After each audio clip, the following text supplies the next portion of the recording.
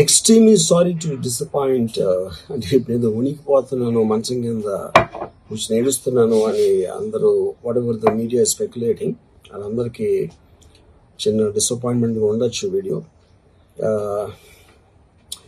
ఇక్కడ పాయింట్ ఏంటంటే, I just want explain the whole concept. ఇప్పుడు నేను ఆల్మోస్ట్ ఒక 1 year బ్యాక్ ఏదో ట్వీట్స్ పెట్టాను అనే ఎలిగేషన్.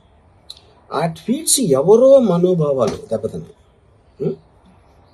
ఇక్కడ విచిత్రం ఏంటంటే 1 year బ్యాక్ పెట్టిన ట్వీట్స్ 4 డిఫరెంట్ ప్లేసెస్లో 4 డిఫరెంట్ జ్యూరిస్డిక్షన్స్లో 4కి ఒకే 3-4 రోజుల వ్యవధిలో వాళ్ళ మనోభావాలు దెబ్బతిన్నాయి. వాళ్ళు ఆ పరంగా కంప్లైంట్ ఇవ్వడం, కేసులు పెట్టడం జరిగింది. ఇక్కడ పాయింట్ 1, ఎవరి మీద అయితే నేను పెట్టానని వాళ్ళు చెప్తున్నారో వాళ్ళకి లేదు, ఎవరో థర్డ్ పార్టీ, అసలు సంబంధం లేనివాడు.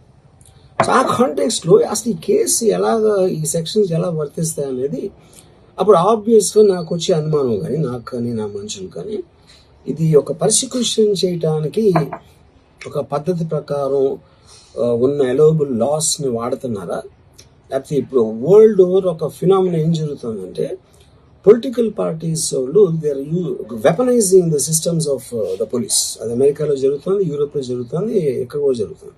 యూనో, అప్పుడు నేను ఏ ఒక్క వ్యక్తిని, ఒక పోలీస్ ఆఫీసర్ని కానీ, ఒక పొలిటికల్ పర్సన్ కానీ నేను బ్లేమ్ చేయట్లేదు. I think it happens in certain ఒక ఏమంటారు దాన్ని, ఒక వే. అది అందరూ కూడా ఎంతో కొంత అది చేయటానికి టెంప్టేషన్ ఉండొచ్చు. But eventually there is the law of the land which will take the final call. So అది that I completely agree, believe in that and abide by that as a citizen.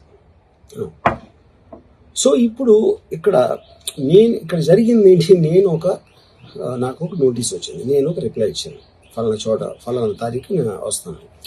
అప్పటికి నాకు జరుగుతున్న పని ఒక ongoing schedule ఉంది కాబట్టి, నా film work ఉంది కాబట్టి అవ్వలేదు. అండ్ ఇట్ ఈస్ వేరే ప్రొడ్యూసర్కి చేస్తాను, ఆ ప్రొడ్యూసర్కి నష్టం వస్తుంది కాబట్టి నేను మళ్ళీ టైం అడిగాను.